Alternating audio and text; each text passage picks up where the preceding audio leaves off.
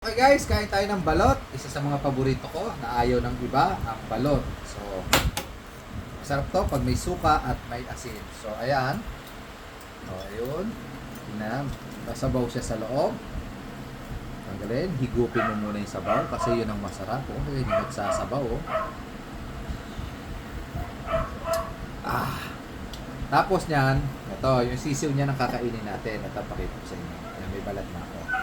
Ayan. May sisiw siya. Ito yung puti, ito yung sisiw, ito yung bato.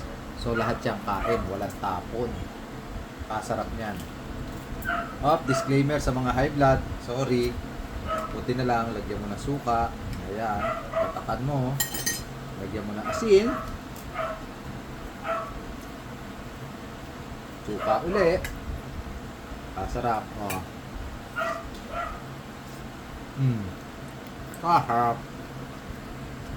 Ito ang bato matigas Pero ito tundilaw masarap din. Lagyan mo lang suka para mas templado.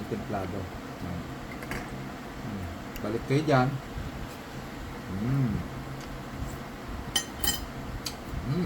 Tapos may mangga ka pa diba? Ang mga buntes harap niya lalagyan mo ganyan. Diba? Ito mo ang view. Tapos ang aking puta ito harap. Sarap pag OFW ka talaga, ito ang una mo kakainin. Ako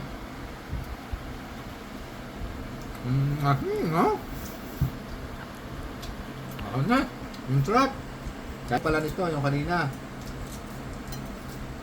Ayan, buhay pa. Kita-kita yung sisiw. Diba? Tumutulo pa yung sabaw. Hindi.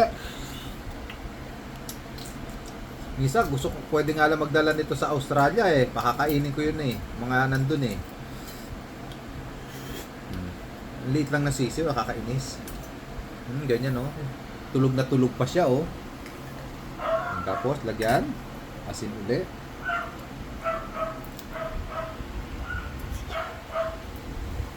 Sarap